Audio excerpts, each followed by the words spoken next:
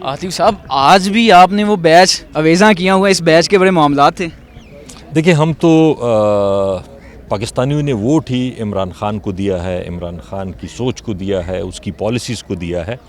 تو وہ تو ظاہری بات ہے، آپ دیکھ لیں اتنی سختی کے باوجود کہ ہمارے ورکر 10-12 ہزار ورکرز اٹھائے گئے، ہمارے کینڈیڈیٹ سے پیپر چھینے گئے، پورے پنجاب میں کسی کو پی ٹی آئی کو جلسہ نہیں کرنے دیا گیا، اور الیکشن کے بعد پھر جو ہوا اس کے باوجود بھی اگر لوگوں نے عمران خان کو ووٹ دیا ہے تو اس کا مطلب ہے کہ ان کی پالیسیز عوام کو پسند ہیں اور وہ ان سے ایگری کرتے ہیں. اچھا عاطف صاحب 2018 میں ایسے ہی پی ایم ایل این آپ پر الزام لگاتی تھی آپ نے مینڈیٹ چوری کیا ہے، اور اس بار ایسے ہی آپ پی ایم ایل این پر الزام لگا رہے ہیں. انہوں نے تو آئی ایم ایف کے خلاف ایسے کچھ بھی نہیں کیا تھا، آپ نہیں سمجھتے وقت کی ضرورت نہیں تھا یہ؟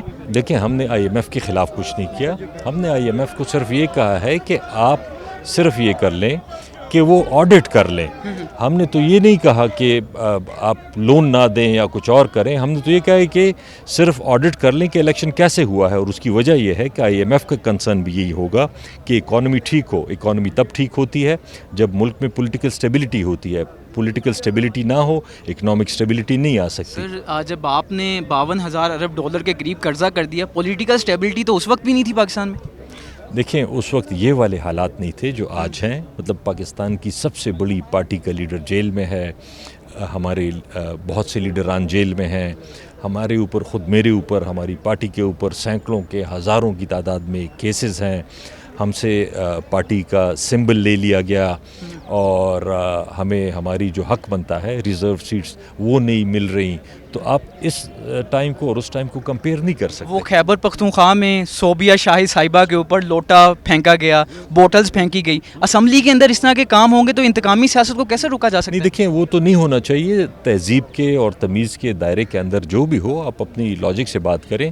لیکن صوبیہ صاحبہ بھی ہمارے ساتھ رہی ہیں پچھلے تقریباً 5-10 سال سے، وہ بھی کبھی کبھی تجاوز کر جاتی ہیں.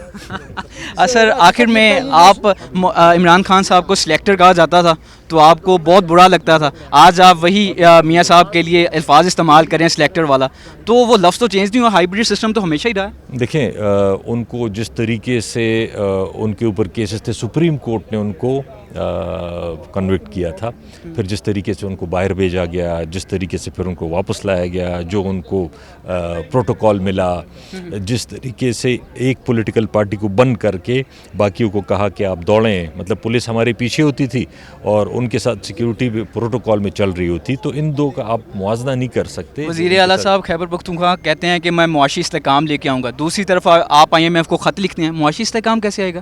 دیکھیں آپ کنفیوز کر رہے ہیں معاشی استحکام کا، صوبے کا اور آئی ایم ایف کے خط کا. وہ تو میں نے آپ کو صرف یہ کہا ہے کہ ان کو آئی ایم ایف کو یہ خط لکھا گیا ہے کہ آپ الیکشن کا آڈٹ کریں کہ الیکشن کیسے ہوا ہے. تو اس کا تو لون دینے نہ دینے سے کوئی تعلق نہیں ہے. اگر آڈٹ ہو جاتا ہے تو اچھی بات. اس میں کل آپ نے میتھیو ملر کی سٹیٹمنٹ دیکھی، وہ کہہ رہے ہیں کہ ہم نے پاکستان میں کبھی بھی مداخلت نہیں کی، امریکہ کے اسپوک پرسن.